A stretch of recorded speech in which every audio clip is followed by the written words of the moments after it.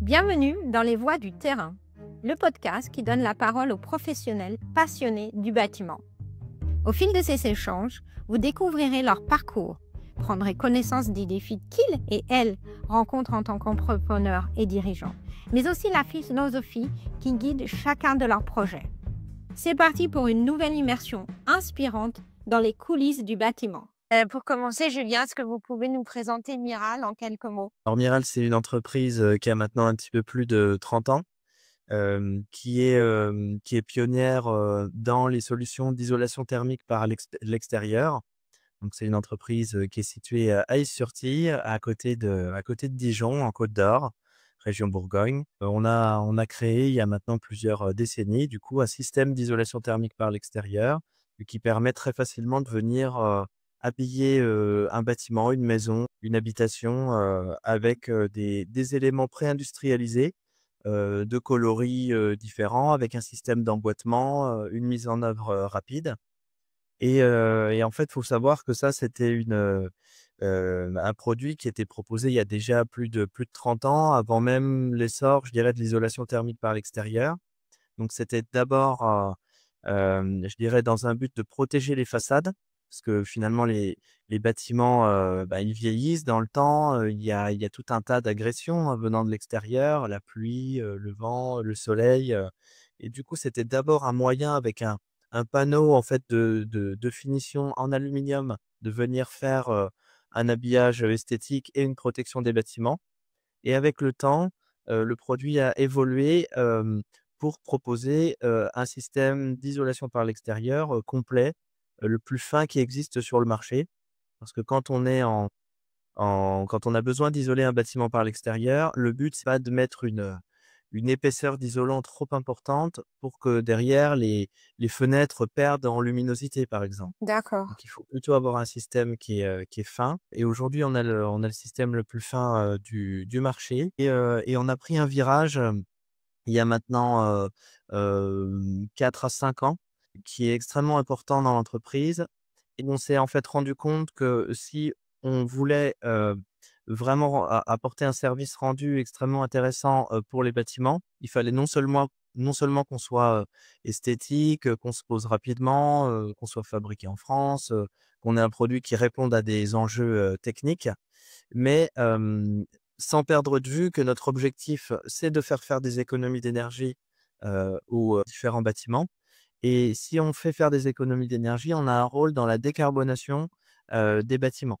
Aujourd'hui, on parle beaucoup de lutte contre le changement climatique. Pour cela, le bâtiment a une place extrêmement importante.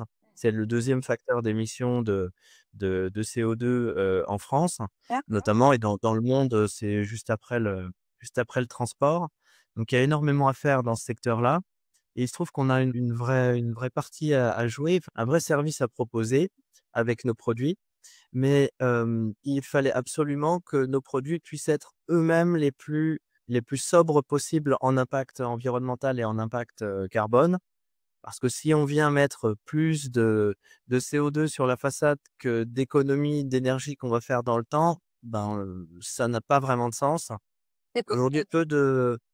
peu d'industriels se posent ces questions-là, et nous, on a vraiment pris un virage pour, réduire drastiquement l'impact environnemental de notre, produit. On s'était fixé comme objectif de rentrer dans les systèmes les plus décarbonés qui existent aujourd'hui, pour être proposés sur les bâtiments, et on a réussi ce challenge, puisque ça fait maintenant, quasiment 5 ans qu'on travaille sur la recherche et développement, qu'on a certifié un nouveau produit.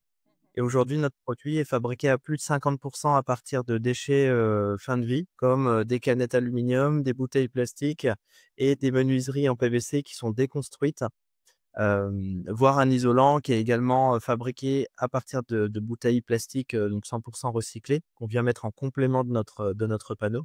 Donc on arrive avec un système qui non seulement, garde ses propriétés de départ, c'est-à-dire, un système qui va être fabriqué en France, qui va être pré-industrialisé, fabriqué sur mesure, adapté à la rénovation des bâtiments principalement, esthétique, accessible aussi économiquement.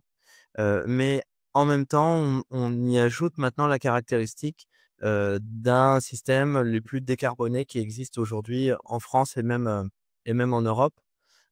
qui le rend, je dirais pertinent pour répondre aux attentes, du marché et notamment, contribuer activement à la décarbonation du bâtiment. Bien, c'est très, très détaillé. On va en parler, je pense, dans quelques instants de manière encore plus poussée, justement sur cette initiative forte et très importante que vous menez, que vous portez depuis un petit moment. Mais pour revenir à Miral, on a entendu la philosophie, vos activités. Vous avez parlé, de bâtiments, du point de vue de positionnement.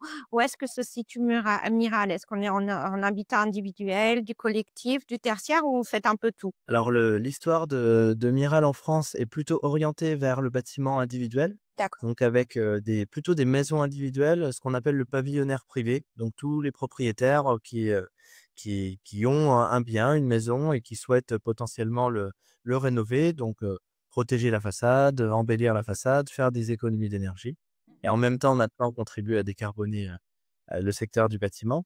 Donc ça, c'est je dirais l'ADN de départ est plutôt en lien avec l'habitat individuel. D'accord. Et puis, depuis les années 2005 et particulièrement depuis les années 2010, on a ouvert un autre, marché, qui est celui, des bâtiments plutôt d'habitation, collective. Les immeubles? Heu, voilà, des immeubles dans lesquels on travaille beaucoup avec les bailleurs sociaux notamment, Oui. qui ont des parcs, à rénover assez importants. Ça va de bâtiments de plein-pied ou 1 étage, 2 étages à des bâtiments qui peuvent aller jusqu'à 28 mètres de hauteur. Waouh! Donc ça, c'est les typologies de bâtiments qu'on fait beaucoup maintenant sur ce second marché Mmh. qui cohabite, je dirais avec le marché du pavillonnaire. Aujourd'hui, on a vraiment ces 2 marchés. Le marché ce qu'on appelle du collectif tertiaire, qui est arrivé plutôt 2005-2010 et historiquement, le marché, du pavillonnaire privé sur la maison individuelle. C'est 2 forces de vente assez, distinctes, qui est assez structuré, notamment sur la partie, collectif et tertiaire, puisqu'on a, créé un réseau de franchises, qui s'appelle Uniso France et qui a réussi à créer, sur les 5 dernières années un réseau de plus d'une vingtaine de franchisés. On a un objectif, à atteindre de près de 40 franchisés, d'ici 2028, sachant que ce réseau, est venu s'additionner à un réseau de partenaires historiques qu'on avait déjà avant, et qui ont exactement le même rôle, c'est-à-dire commercialiser et poser les produits, issus de Miral, sous le réseau et la marque, Uniso France. Uniso France. On va noter ça. Et donc ça, c'est sur le particulier et sur le parti collectif, et tertiaire. On a parlé du collectif avec, du coup, ces bâtiments d'habitation, Oui. les plus petits bâtiments aux bâtiments jusqu'à 28 mètres de hauteur. Mais on travaille aussi sur, des établissements recevant du public. Donc on fait régulièrement des collèges, des lycées, des écoles. On travaille également un petit peu sur le tertiaire, où on a un vrai axe de développement qui est justement en train de se lancer en ce moment. Parce qu'on a un nouveau domaine d'emploi où on peut se poser sur des plateaux métalliques et du coup, on sait qu'il y a de nombreux bâtiments industriels ou de bâtiments de bureaux ou de commerce, ou de grandes surfaces, par exemple, qui ont, ce type de support-là. Donc c'est un vrai axe qu'on est en train de développer et donc aujourd'hui, on fait plutôt, 60 de notre chiffre d'affaires plutôt sur la partie dédiée, aux particuliers, sur les maisons individuelles, avec le réseau, Uniso France et à peu près 40 en lien avec, les bâtiments collectifs, tertiaires, avec une force de prescription qui est intégrée directement, à l'entreprise. Oh, bah, c'est très clair. Vous avez dit votre objectif justement, c'est de développer, les franchises, mais en termes justement de positionnement, là, on est, sur du 60-40. Est-ce que vous avez un objectif, je sais pas, d'arriver à 50-50 ou d'autres par rapport à justement votre positionnement? Historiquement, donc on avait quasiment 100 de particuliers. On a voulu diversifier aussi nos activités, donc 2005-2010 pour passer à quelque chose d'un peu plus équilibré, avec, l'arrivée progressive de la partie prescription. Parce qu'en fait, on vient prescrire aux architectes, aux bureaux d'études, aux bailleurs, on travaille finalement pas qu'avec notre client direct sur cette partie-là, mais avec tout un écosystème qui sont intéressés par par notre produit. Et donc petit à petit, on est monté à du 50-50. Sur les années 2010-2015, on a réussi à avoir une approche assez équilibrée. Mais ensuite, après 2015, puis la réflexion sur les franchises et puis du coup, il y a un gros travail qui a été engagé pour structurer le réseau lié, au marché du particulier avec Uniso France. Et du coup, on a eu, cette vingtaine de franchisés qui sont arrivés progressivement, donc autant de nouveaux clients, qui eux-mêmes continuent de se développer. Et la partie, plutôt dédiée au collectif n'a pas subi d'évolution majeure, je dirais sur les dernières années. Donc naturellement, la proportion est revenue majoritaire, sur, le marché du particulier. Pour ça qu'on est plutôt à 60-40. Mais ça fait maintenant, plusieurs mois qu'on a engagé un vaste plan de développement, sur la partie collectif et tertiaire, notamment avec de nouveaux domaines d'emploi pour aller toucher de nouveaux bâtiments. On a recruté aussi 2 chargés d'affaires, en source, régulièrement, une chargée de développement commercial. On recrute aussi au niveau du bureau d'études, donc on a un vrai plan pour je dirais rééquilibrer un peu les choses. Le but étant d'avoir, pas tous les œufs dans le même panier. Bien sûr. On le voit d'ailleurs, c'est extrêmement intéressant en termes de résilience pour les entreprises de pas miser que sur un marché. On voit beaucoup d'entreprises aujourd'hui qui étaient très orientées sur le bâtiment neuf qui sont dans un vrai effondrement de la demande. Heu, c'est important de pas tout miser que sur une cible, que sur une typologie de bâtiment. Nous, historiquement, on fait plus de rénovation. On est plutôt, un peu protégé par cela. Et quand le marché du particulier souffre un petit peu, comme on l'a vu récemment avec les mouvements un peu contradictoires de la part de l'État sur MaPrimeRénov', sur les monogestes, sur les différentes fraudes qu'il peut y avoir, bah, le particulier en souffre tout de suite parce que les gens ont moins envie de faire de projets, du coup, on a moins de devis, on a moins de ventes, mais en parallèle, eh bien, on a, le marché du collectif et du tertiaire qui lui, est sur une inertie beaucoup plus grande avec des temps de réalisation qui sont plus grands et qui amortissent aussi Mmh. le choc. Parce qu'on pense, l'un l'autre compense. Quand il peut y avoir une baisse sur la partie pro, ben, des fois c'est assez rare que ça baisse tout en même temps, donc c'est bien de diversifier ses activités. C'est bien, règle de base. Et justement, vous, en tant que dirigeant, vous appliquez ça, vous mettez en place cette stratégie de diversification, des activités. Quelles sont vos autres missions, vous, Julien? Que ce soit en général ou oui, et dans votre quotidien en tant que dirigeant de Miral? En tant que dirigeant de Miral, je dirais qu'il y a deux fonctions importantes. Enfin, il y a toute la partie gestion des affaires, courantes, on va dire, hein, parce que, Miral intègre, différents services, hein, dont un support de développement technique, de développement commercial, du système d'information. Il y a forcément toute la partie ressources humaines, la partie finance, la partie comptabilité, la partie production, parce qu'on a une ligne de production avec, une ligne de fabrication panneaux. On a des sites de production de pliage de profils, un site, également avec de l'extrusion, de matières plastiques pour faire nos ribs en PVC qui alimentent la création de notre panneau. Donc ça fait beaucoup de sujets. Donc, je dirais qu'au quotidien, il y a pas mal de gestion d'affaires courantes qui arrivent à devoir arbitrer, prendre des décisions, trancher sur certains sujets. Et je dirais que le rôle d'un dirigeant, il est aussi de fixer le cap, de donner, un horizon à plusieurs années, pour pas être dans une logique de gestion à court terme. Et ça, c'est un aspect du travail qui est également assez intéressant, qui est de se projeter plus loin. Et pour ma part, ce qui m'anime vraiment à ce sujet-là, c'est justement de conscient des enjeux environnementaux, d'apporter une solution concrète, sur le terrain par rapport à ces sujets-là, en poussant un petit peu l'ordre établi, et en innovant et en proposant de nouvelles approches, quitte à faire évoluer aussi un petit peu le modèle économique, travailler avec de nouvelles matières premières, et je dirais que c'est ça qui m'anime aussi, au quotidien, mais dans une visée un petit peu plus lointaine, et tout en préservant, bah, les règles du jeu du système économique actuel avec, une entreprise qui doit qui doit être rentable, qui doit mesurer ses investissements, la rentabilité de son offre. Sûr, sûr, c'est clair. Combien de personnes travaillent, chez Miral? Vous avez dit que vous avez embauché récemment des chargés d'affaires, mais, aujourd'hui, en juillet 2025? En juillet 2025, alors le Miral, c'est plusieurs entités. Il y a l'entité, qui fabrique les panneaux, donc ça, c'est Brunswick Fabricant, Miral. On est une cinquantaine de personnes à peu près sur le site de fabrication, en incluant les services support, informatique, comptabilité, gestion, bureau d'études, commerce, assistance, logistique et cetera. Hem, mais le groupe Miral, au sens large, c'est également 2 entreprises qui commercialisent et qui posent le produit, qui sont, comme l'équivalent de nos franchisés, sauf que ces 2 entités-là font partie du groupe. C'est l'entreprise IFM, Isolation Façade Miral et West Ecology.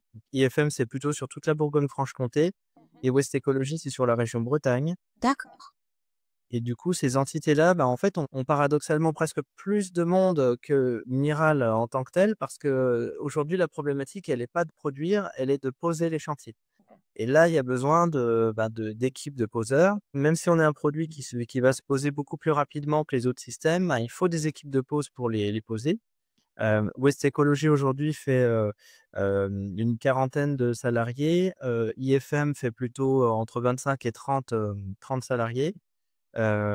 Et du coup, à eux 2, ils représentent, plus de 700-800 chantiers par an. Donc, c'est quand même les panneaux, on les fabrique, mais après il faut les poser. Bien sûr. Ça qui est intéressant chez Miral, c'est qu'on est à la fois sur le volet, fabricant, on fabrique les panneaux et ensuite on les vend à notre réseau, rattaché donc par exemple chez Uniso, avec 2 entités qui font partie du groupe en interne. Donc au niveau du siège, on a vraiment à la fois, des opérateurs de production, plutôt du milieu industriel, des ouvriers, poseurs, qui vont aller sur les chantiers, des livreurs, des bureaux d'études et c'est du système informatique, tout ce monde-là se côtoie, échange et crée un écosystème assez large. Et du coup, il y a également l'entreprise, Uniso France, qui est la tête de réseau, pour développer la franchise au D'accord. niveau national. Et je dirais qu'en tout, on est à peu près 130, à l'échelle du groupe, dont 70, qui sont présents sur le siège, à Is-sur-Tille, en Crègne. Plutôt, ouais 70-75 et plutôt une entre 40 et 50, sur West Ecology, en Bretagne. D'accord. Un beau groupe, hein, un beau groupe et puis on voit que vous avez la maîtrise de toute la chaîne en fait, de tout, de la production jusqu'au résultat fini posé chez, par exemple, le particulier. Et c'est ça. Après, pour donner une idée, Miral fabrique à peu près 300 000 carrés par an de façades et l'ensemble de ces façades partent, comme on l'a évoqué, à la fois sur des clients particuliers via notre réseau, Uniso France, et également sur des chantiers, autour de bâtiments collectifs et tertiaires.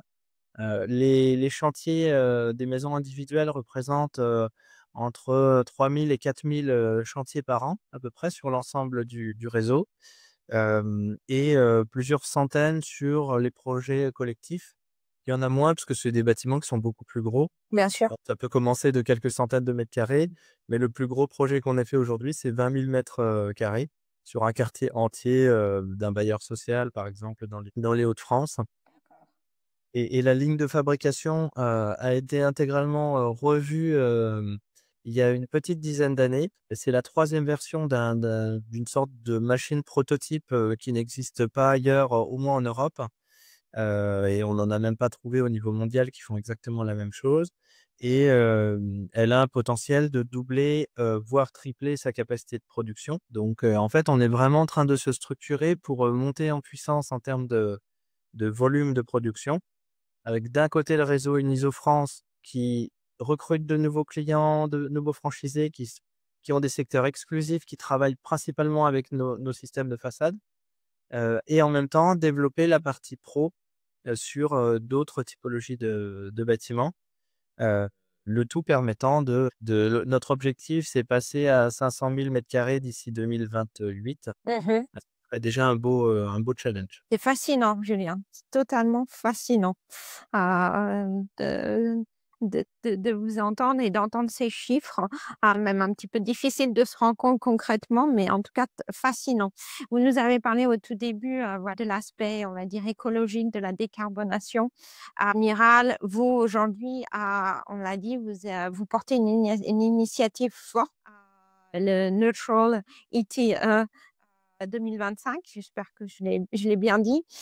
Qu'est-ce que cela représente concrètement? Est-ce que vous pouvez nous parler de cette initiative? Moi, il se trouve que j'ai, à la base une sensibilité particulière pour ce sujet, sachant que j'ai une formation initiale, dans les sciences de l'environnement. D'accord. Parce qu'à la base, j'ai pas de formation sur, le commerce ou la gestion des entreprises, donc je viens plutôt du monde de l'environnement. J'ai eu l'opportunité d'évoluer en interne, chez Miral. Je suis rentré, en tant que responsable bureau d'études, donc j'ai créé le bureau d'études, Miral, qui s'est un petit peu étoffé depuis, qui a accompagné notamment le développement sur la partie collectif tertiaire, parce qu'il y a beaucoup de sujets techniques et réglementaires à appréhender, dans ce domaine-là. Puis de fil en aiguille, j'ai pris la responsabilité sur le développement à l'échelle du groupe. Donc, j'ai pu contribuer avec d'autres collaborateurs à créer et à développer le réseau de franchises. Et puis du coup, ça faisait déjà, quelques années que j'avais envie de radicalement, proposer une nouvelle approche sur, la décarbonation du produit. Mais j'avais pas, les responsabilités à l'époque de pouvoir prendre cette, décision-là. Et il se trouve qu'en 2000, autour de 2020, Miral a été intégré dans un groupe un petit peu plus grand, qui s'appelle le groupe Aramis. Oui. En fait, le groupe Miral a été intégré dans un groupe, qui est un groupe, plutôt bordelais, qui est issu des entreprises comme Dalalu sur les gouttières, comme Sunclear sur la distribution, il y a les menuiseries Isosta aussi. Enfin, finalement, c'est une sorte de collectif, d'industriels dans le domaine du bâtiment, en France. Et Miral est venu alimenter la partie, isolation thermique par l'extérieur qui était pas présente dans le groupe. Et dans cette opportunité-là, j'ai eu la chance de me voir proposer le poste de directeur de Miral, et à partir de là, je voyais en même temps que un produit comme le nôtre, pas tellement sur le secteur du particulier, mais plus sur le secteur du collectif et du tertiaire, heu, on commençait à nous dire, «On veut pas de produits pétrosourcés». Sans trop chercher à comprendre, mais on veut pas d'aluminium, on veut pas de plastique, on veut pas de polyuréthane parce que notre isolant est en polyuréthane. Donc on s'est dit: «Bon, bah, partant de là, jusqu'où on peut aller?» Et donc on a lancé un vaste plan qui a commencé par déjà comprendre où était notre impact. Parce qu'avant d'agir et de proposer des solutions, il faut déjà bien comprendre, le problème. Et du coup, c'est là qu'on a engagé le plan, Neutral ITE 2025.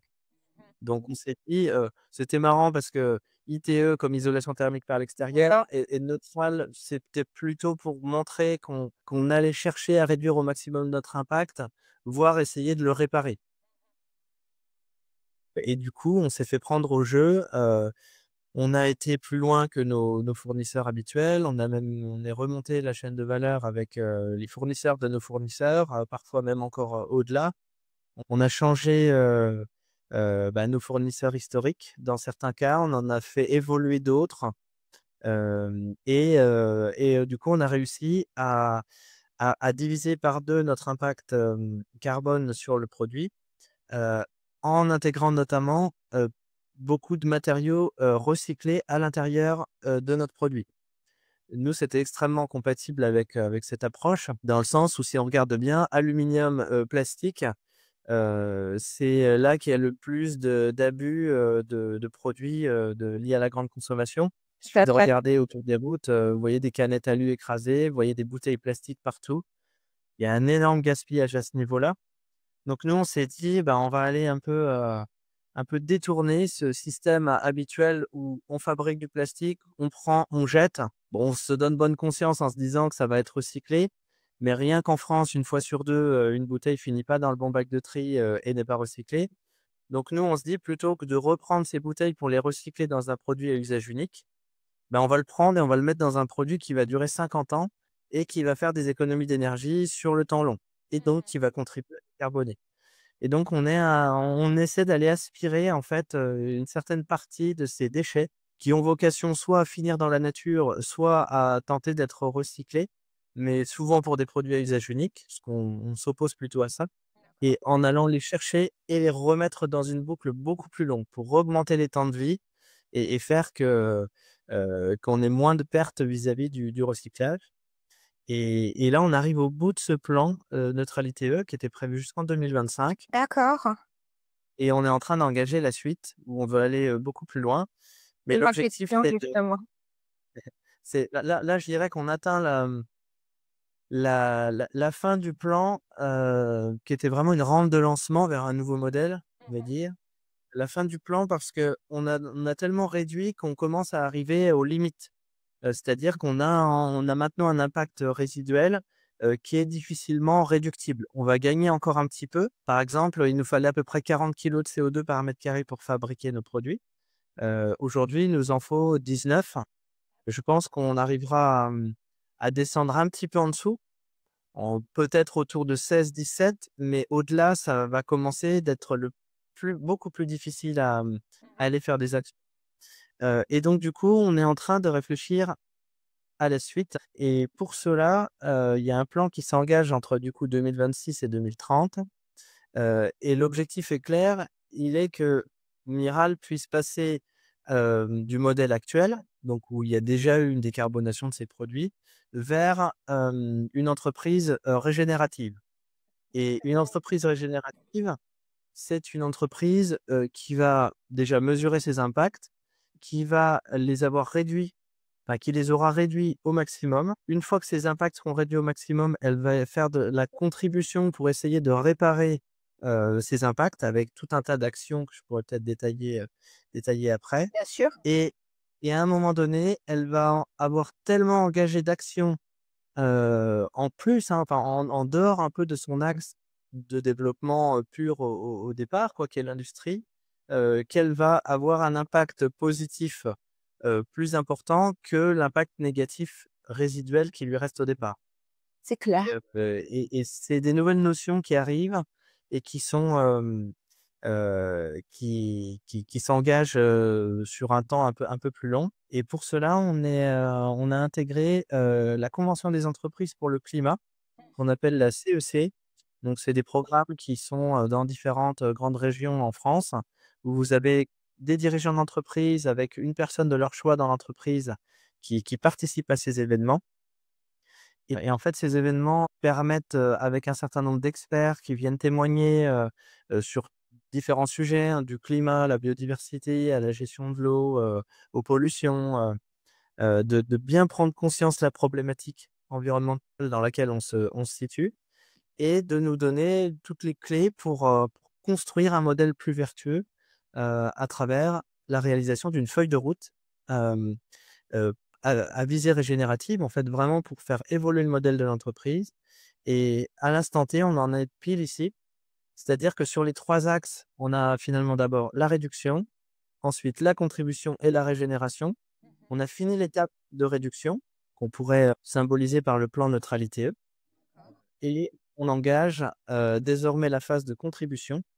Et on est en train d'embarquer l'ensemble de l'entreprise, avec, des contributeurs, dans nos équipes, sur tout type de poste, pour construire ensemble cette feuille de route, à visée régénérative et pour l'instant, voilà, on en est là, on a ces projets-là, ils sont en cours. D'accord, et quelle est la troisième étape après, la contribution, là où vous êtes actuellement? La régénération, La c'est vraiment régénération. après, être en mesure d'avoir mis en place suffisamment, d'actions, chiffrées, mesurées, et pas que sur le volet, carbone. Parce qu'en fait, souvent, on réduit un petit peu la thématique en parlant que du carbone.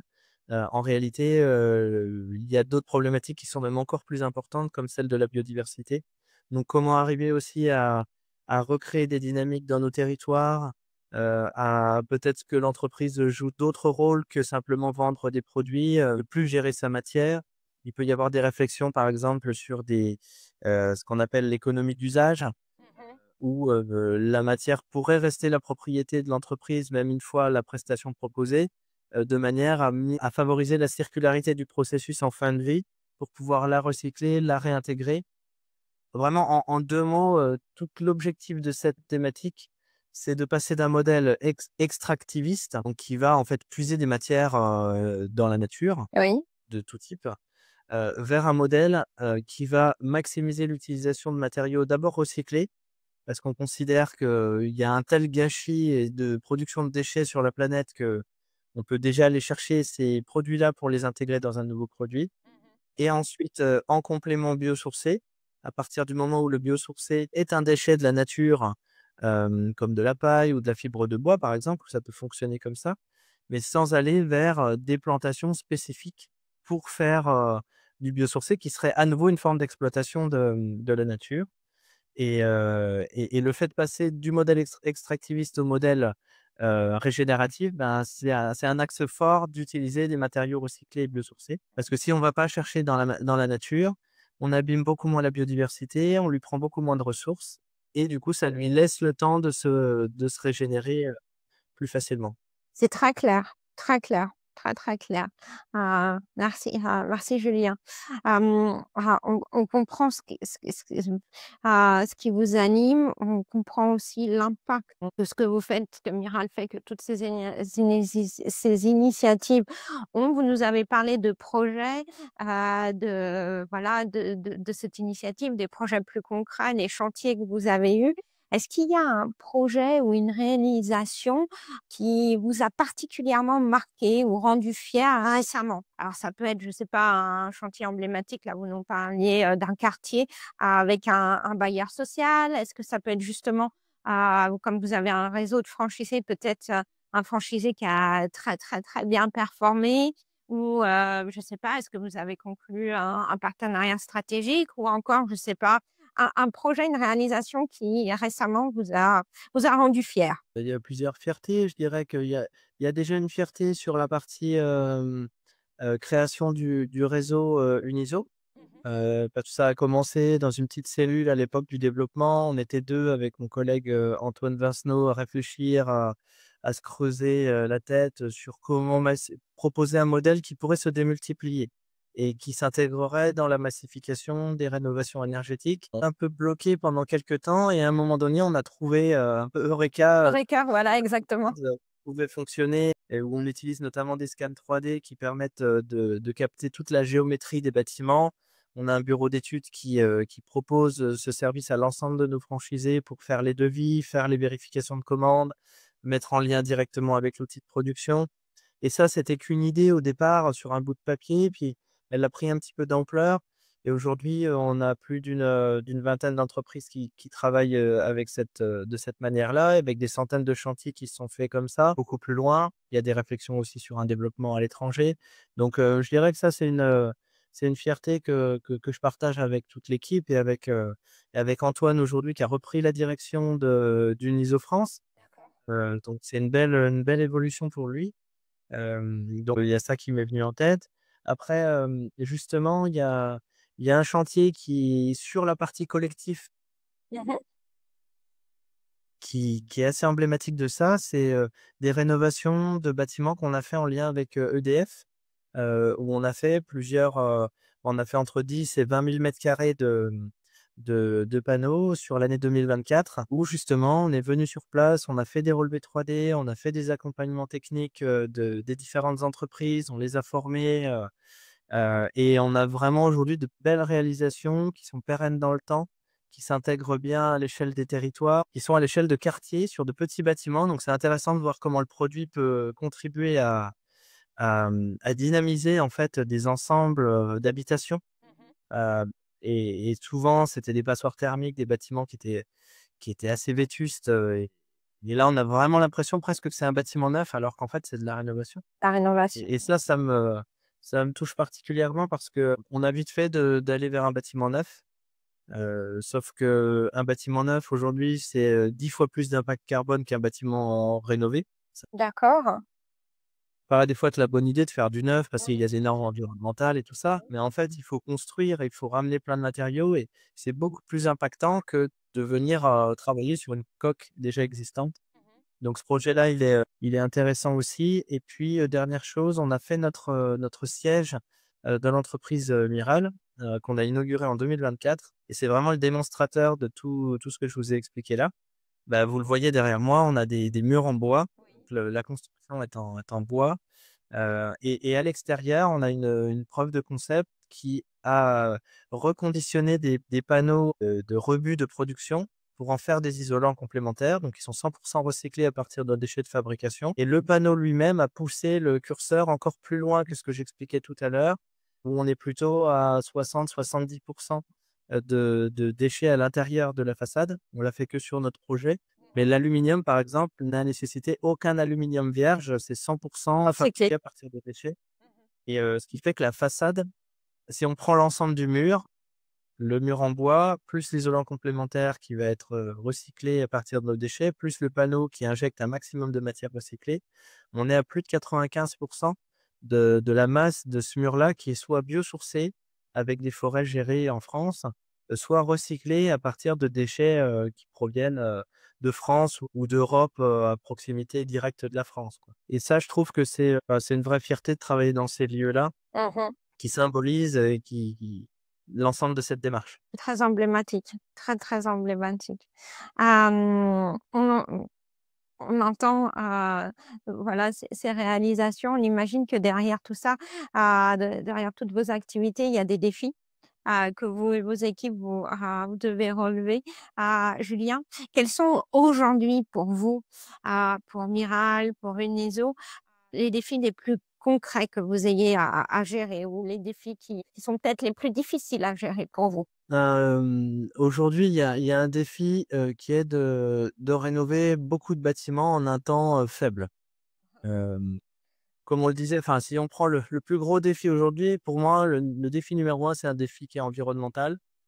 Il parle pas à tout le monde de la même manière, mais si on analyse vraiment les choses objectivement, là où on devrait mettre toute notre énergie à tous les niveaux, c'est là-dessus. Parce que, l'enjeu, c'est de garder une planète, qui est viable, à l'horizon du siècle, donc pour nos enfants et nos petits-enfants.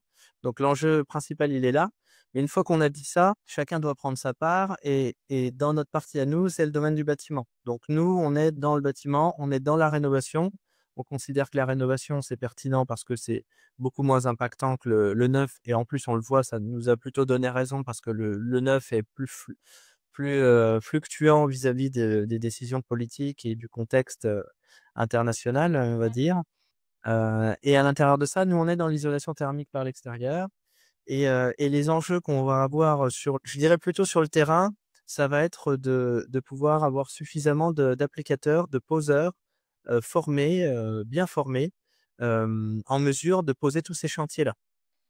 Et on a une vraie difficulté à recruter, Voilà. sur le terrain des applicateurs, des poseurs. Difficulté parce que vous avez besoin de compétences très spécifiques pour poser justement un produit minéral ou parce que simplement on l'entend aussi, au cours des voix du terrain, que c'est un réel défi de recruter, du personnel qualifié dans votre industrie. Est-ce que c'est par rapport à vos spécificités propres ou c'est général par rapport au secteur?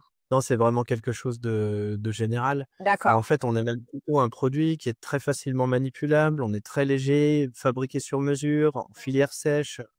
On a vraiment plutôt des avantages par rapport à d'autres métiers, pour aller faire la pose des panneaux. Mais en fait, déjà difficulté de trouver des profils qui veulent, aller, à l'extérieur, D'accord. donc on met en place, tout le réseau fonctionne pas exactement de la même manière, mais sur IFM, par exemple, il y a la semaine de 4 jours, il y a quand même une attractivité intéressante, il y a des belles évolutions en interne. On peut commencer tuteur, ensuite devenir chef d'équipe, ensuite, peut-être, avoir la volonté d'ouvrir un réseau enfin une franchise. On a plusieurs de nos poseurs, sous-traitants, même commerciaux qui se sont convertis en franchisés. Donc il y a vraiment une sorte de synergie. On a même eu une synergie entre certains poseurs qui sont venus travailler chez Uniso France au bureau d'études, parce que en termes de déplacement, ils voulaient un petit peu autre chose. Donc en fait, on a vraiment, du potentiel et on peut susciter l'intérêt pour recruter. Mais derrière, difficulté de trouver les candidats, c'est tout un travail aussi pour les former. Faut faut Bien sûr. faut dédier beaucoup de temps pour cela Et puis parfois, un turnover assez important où certains essayent, puis arrêtent, et puis il faut reformer, recommencer. Donc il y a certaines entreprises qui ont réussi le challenge, hein. Par exemple, West Ecology a plus de 15 équipes de pause, donc ça commence à être vraiment de belles structures. Et puis d'autres, entre une et 2 équipes, des fois, c'est dur rien que de passer à une deuxième équipe. Il faut de bonnes personnes, donc il y a un enjeu, mais qui est vraiment structurel là-dessus, qui existe, depuis maintenant quelques temps. On a tellement dévalorisé certaines filières, manuelles, sur les décennies qui précédaient que, on récolte aujourd'hui ce qu'on a semé. Voilà. Et aujourd'hui, quelqu'un qui a vraiment envie de travailler, et faire de l'entrepreneuriat, en tout cas dans le bâtiment, peut arriver à faire des choses, très intéressantes, en tout cas dans notre réseau. Donc ça, c'est un défi. C'est un défi, et après je dirais que un défi plus large, il est de s'inscrire dans une instabilité permanente. Parce De que s'inscrire dans l'instabilité, c'est ça? dans l'instabilité permanente. L'instabilité permanente. Qu'est-ce que ça veut dire ça, l'instabilité permanente? C'est par rapport à trouver des projets rentables, c'est par rapport aux nouvelles technologies qui arrivent que vous devez adopter? Qu'est-ce que c'est cette instabilité permanente, Julien? Cette instabilité permanente, ça a été initié avec le Covid. D'accord. Heu, je dirais qu'on était dans une sorte de méga machine. Le monde, c'est une méga machine qui fonctionne bien quand il y a pas de grain de sable dans l'engrenage. Quand il commence à y avoir un grain de sable dans l'engrenage, vu que toutes les chaînes d'approvisionnement sont connectées, et bien, très rapidement, ça induit des sortes d'ondes qui vont se propager et qui vont avoir des effets qu'on n'a pas, imaginés. Donc on a eu, des difficultés à avoir nos propres fournisseurs qui eux-mêmes avaient des difficultés avec leurs fournisseurs, qui ont suscité des écarts vis-à-vis de nos clients qui eux-mêmes ont été perturbés forcément par cela, et ça a créé des moments où c'était extrêmement tendu, d'autres où c'était plus lax. Il y a vraiment d'abord eu le Covid. Heu, Puis on s'est dit: «Bon, ça commence à revenir à la normale». Puis il y a eu, l'invasion de la Russie en Ukraine qui a commencé à déstabiliser les prix de l'énergie, le cours des matières premières, où on a eu une forme d'instabilité cette fois-ci sur le prix. Mmh, puis, et puis plus récemment, avec, la guerre aussi, au Moyen-Orient. Moyen-Orient, qui peut favoriser des blocages dans certains axes de transport, qui vont d'un coup, faire qu'il y a une instabilité, également sur le niveau des prix. Et puis tout ça, la guerre, les instabilités aussi climatiques, liées à l'environnement avec de plus en plus de problématiques, à ce niveau. L'instabilité géopolitique, l'arrivée de l'IA, fait qu'en fait, on n'a jamais de répit et on est en permanence, secoué un peu dans tous les sens pour essayer de fixer le cap. Et ça, c'est quelque chose qui est arrivé post 2020. Avant, il y avait certaines problématiques. Les perturbations, c'était bon, il va y avoir les élections municipales, il y a les présidentielles. On sait que ça influe un peu sur le moral des ménages, ou sur la volonté d'investir. Aujourd'hui, ça c'est la technologie avec l'IA, c'est, les guerres avec l'instabilité géopolitique, économique, qui fait que pour une entreprise, c'est de plus en plus dur à avancer. D'où l'intérêt aussi d'essayer de réduire les chaînes d'approvisionnement Mmh. vers quelque chose de un peu plus petit, mieux gérable, mieux pilotable. Justement parce qu'il y a cette instabilité. C'est une des solutions que vous avez mises en place pour, une solution concrète pour faire face justement à ce défi? Oui, en fait, toute la transition, environnementale de l'entreprise, à la base, elle était pas fléchée pour ça, mais indirectement, ça deviendra, plutôt une force. D'accord, d'accord. Mais il y a encore du travail, il y a des notions de robustesse aussi, on on est tellement orienté performance, aujourd'hui, où tout doit être optimisé à flux tendu, qu'on en oublie le risque structurel en cas de tension trop importante, liée à cette instabilité. Et donc il y a un intérêt aussi à essayer de rendre, au maximum un système plus robuste, qui pourrait paraître dans certains cas un peu moins performant, mais qui en cas de problème, sera plus résilient. Plus résilient, plus résistant. Et ce système, justement de robustesse, concrètement, vous l'avez vous le vous l'avez, créé, vous l'entretenez par des outils? Vous avez parlé de l'IA, est-ce qu'il y a de l'automatisation?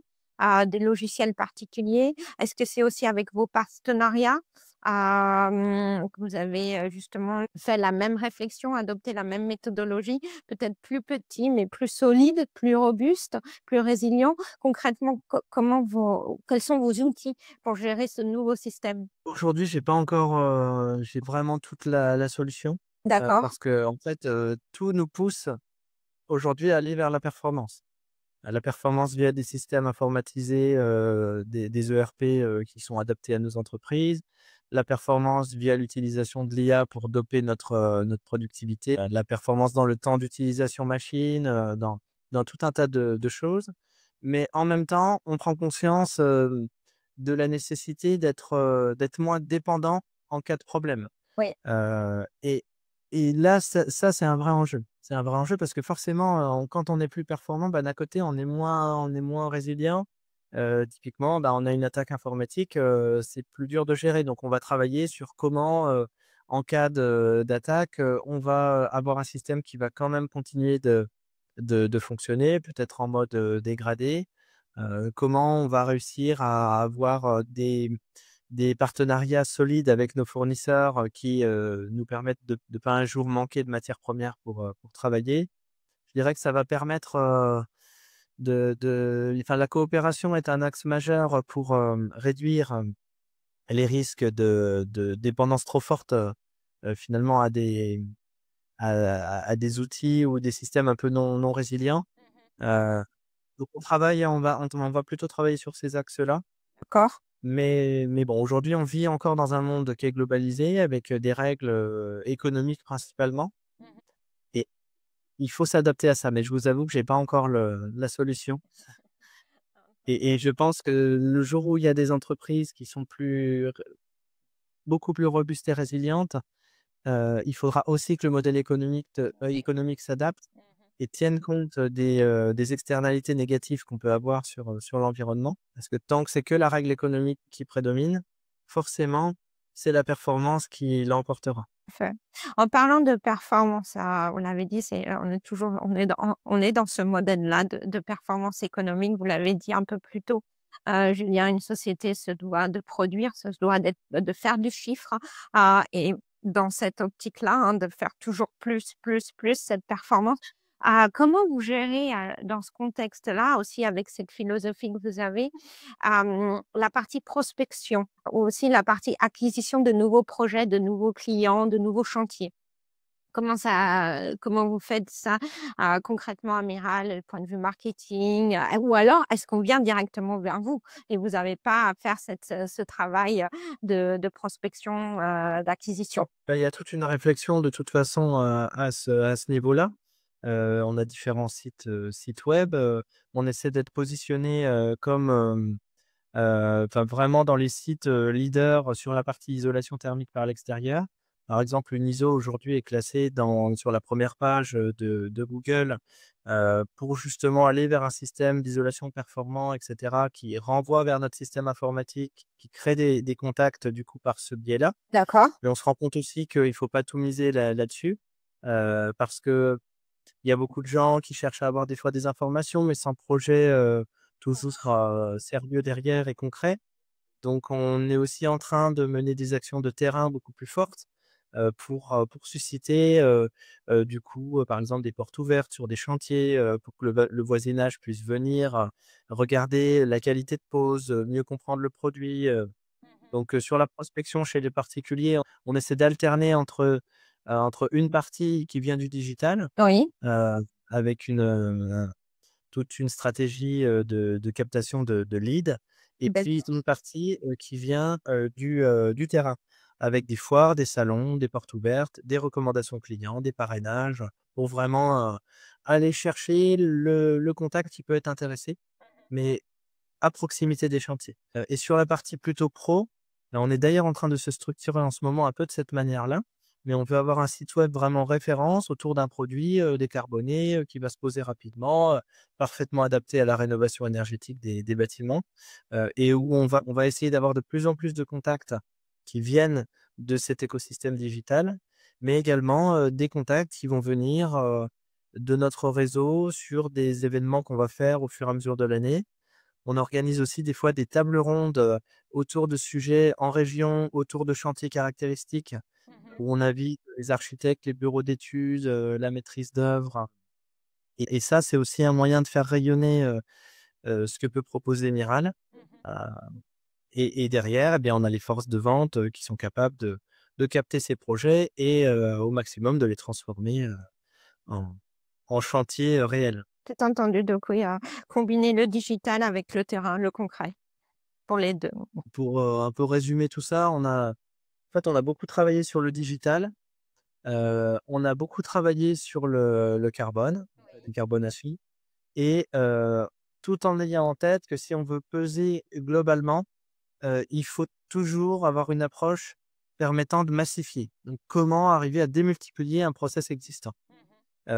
Et donc finalement, il y a ces 3 termes: digitalisation, décarbonation, massification et ça, c'est un des projets 2025, mais on souhaite aboutir à un concept global qui lie ces 3 mots et où le fabricant va beaucoup plus loin que ce qu'il faisait au préalable. C'est-à-dire, on va être un fabricant qui va non seulement fabriquer les panneaux, Bien sûr. mais qui va aussi proposer des prestations, de digitalisation des bâtiments, d'études techniques pour faire des rendus 3D photoréalistes pour que les gens puissent se projeter, facilement. Donc là, tout le volet digitalisation avec travail à distance via un bureau d'études internalisé. Mmh. Le côté fabrication à partir de éco-sourcés, donc c'est-à-dire fabriqués à partir de déchets, une partie biosourcée avec certains isolants spécifiques, plus, du coup, le fabriqué en France et tout ça qui rentre dans la thématique de la décarbonation. Et puis, avec un process qui est capable de se démultiplier. Bah, les franchises typiquement, il pourrait y en avoir, 50 de plus. Avec le même process, ça peut fonctionner et ces prestations qu'on veut proposer aux entreprises, ben, l'idée, c'est de les démultiplier et de capter de nouveaux clients qui vont même se dire: «Bah, tiens, moi, ça m'intéresse, j'ai un fabricant qui m'accompagne tout au long du processus, de la prise de mesure à la fabrication, à la formation en pose». La seule chose qu'on ne propose pas, c'est la pose nous-mêmes, sur la partie pro, parce qu'on répond beaucoup à des appels d'offres et du coup, c'est important de donner la chance à toutes les entreprises, qu'elles puissent monter en compétences D'accord. et et là, on va les former, les accompagner. Donc voilà, je dirais à peu près cet écosystème, global qui va permettre d'être la résultante, bah, de ces étapes de prospection de départ. OK. On a entendu, Julien, vous avez beaucoup travaillé, vous avez intégré, beaucoup travaillé sur le digital, vous l'avez intégré, dans la production. Surtout, vous en êtes où maintenant du digital, dans la prospection, le marketing? Est-ce que j'imagine que vous utilisez un CRM, comment est-ce que vous avez aussi intégré le digital? Vous avez parlé de la génération de leads. Est-ce que c'est quelque chose qui est déjà en place, auquel vous réfléchissez pour ensuite massifier, comme vous dites? Bah, chez le particulier, c'est une étape qu'on a engagée depuis 2015 déjà, avec la création d'un CRM, dédié, et qui est maintenant utilisé par l'ensemble de nos franchisés. Où là, le lead arrive directement dans le CRM et toutes les actions sont renseignées dedans, et il y a des recherches spécifiques qui peuvent être faites. Donc côté particulier, on l'a déjà bien intégré, et côté, collectif tertiaire, on est justement en train de déployer un CRM.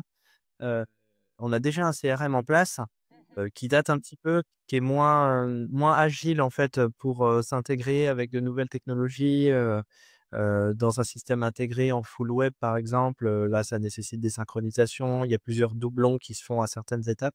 Donc là on retravaille, sur un nouveau CRM, dédié aux pros donc ça permettra d'avoir un canal, entièrement prépensé pour que les leads, puissent se transformer en prospects, puis en contacts, puis en opportunités, en affaires, puis en chantier. C'est clair, c'est logique. Hem Ah, vous nous avez bien présenté, fait prendre connaissance de Miral, encore une fois, des produits, des personnes qui travaillent avec vous, du groupe, de la philosophie, de la stratégie aussi à plus ou moins, moyen et long terme. Pour, résumer, Julien, comment vous, résumeriez la valeur ajoutée de Miral? En quelques mots, comment vous diriez, voilà, Miral se différencie de tous les autres acteurs dans le domaine de la rénovation, parce que, voilà, juste pour résumer. Je dirais que je pense qu'on se différencie sur, la capacité à avoir, imaginé un système qui est démultipliable à la racine même de son développement. C'est-à-dire qu'il a fallu, penser les choses de manière globale pour que ça soit prêt à se développer rapidement et que tous les canaux soient déjà prépensés. Donc ça, les concurrents peut-être qui sont dans cette approche-là, mais c'est pas évident parce qu'on a souvent envie d'aller vite. Et nous, on a plutôt essayé de construire un socle suffisamment robuste pour, imaginer un développement, assez important. Donc, je dirais que ça, c'est un peu la différenciation un peu structurelle qui saute peut-être pas aux yeux. Ensuite, ça va être vraiment lié au produit. Je pense que le marché aujourd'hui, a besoin de faire énormément de rénovation. On a fait une sorte de cahier des charges de ce que pourrait attendre le marché en termes de produits. Il va attendre, un produit d'isolation qui va se poser rapidement et il se trouve qu'on se pose entre 1,5 fois et 3 fois plus vite que n'importe quel autre système d'isolation par l'extérieur. Alors, Donc ça, c'est un argument fort parce qu'on n'a pas besoin d'ossature. En fait, on vient plaquer directement nos panneaux sur les murs. On fait l'économie de l'ossature, ce qui est un temps de pose, très intéressant. On est fabriqué en France, on est pré-industrialisé en filière sèche, c'est-à-dire qu'on n'a pas on peut se poser toute l'année, par exemple. Esthétiquement, en fait, on est capable de répondre à un spectre qui est extrêmement large, d'une façade en joint debout, par exemple, très contemporaine, à une façade en claire-voie, également, très prisée des architectes, mais normalement, c'est 2 produits totalement différents qui font ça. Et entre les 2, on va faire des effets enduits, des effets bois, des effets lisses. On va jouer sur des couleurs avec des centaines de références différentes, avec des aluminiums brossés, des aluminiums miroirs, des aluminiums unis, toute gamme râle. On a des aluminiums qui sont en stock aussi, qu'on peut utiliser directement. Donc côté esthétique, on est très intéressant. Côté économique, forcément, vu qu'on se pose plus vite, on a besoin de moins de temps de mise en œuvre. Donc avec de vrais partenaires d'entreprises de pose, on arrive à des prix en fournis posés qui sont moins chers que les systèmes de barrage ventilés qui sont beaucoup utilisés encore sur les projets. On va être, soit équivalent, souvent quand même un petit peu plus cher qu'un enduit masse sur isolant, qui est la technique la plus classique utilisée aujourd'hui, mais avec une pérennité plus grande dans le temps, une capacité d'entretien, il y a aussi d'autres avantages.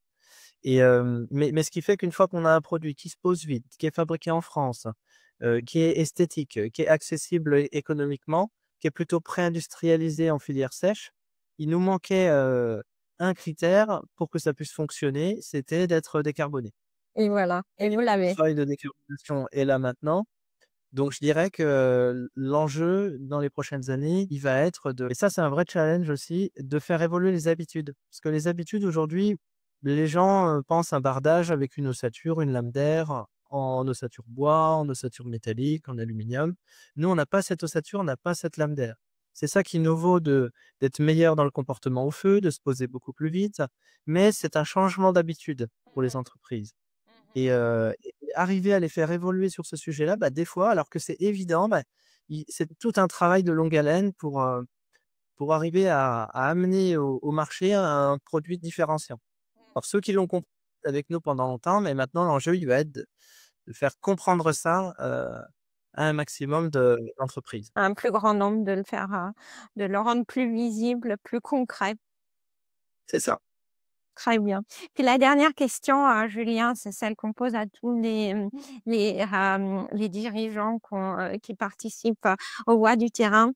Justement, on nous avait dit que vous ne veniez pas du monde, juste, du bâtiment, hein, de la rénovation initialement, hein, mais des sciences, environnementales. Si aujourd'hui, il y avait un jeune entrepreneur qui vous demandait conseil pour se lancer dans la rénovation ou l'isolation, qu'est-ce que vous lui diriez? Ce que je pourrais dire, après je suis pas le plus, j'ai mon expérience, mais je pense que il y a pas un profil préconçu pour arriver à bien s'adapter, à ce type de métier.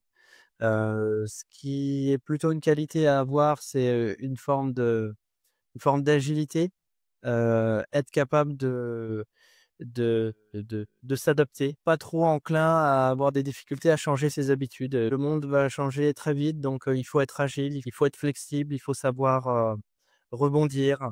Il faut pas avoir peur de l'échec aussi, je pense. Il y a des choses qui vont marcher, des choses qui vont moins marcher, bah, c'est pas grave. Il faut en permanence revoir un petit peu les choses. Ça marche pour l'entrepreneuriat, je dirais, de manière générale. Je dirais que c'est important de donner du sens, dans le travail qui peut être fait. Bon, on peut trouver le sens qu'il souhaite aussi, mais je trouve qu'il y a une quête de sens qui est quand même extrêmement intéressante, quand on s'intéresse un peu à ce qui se passe sur les crises environnementales.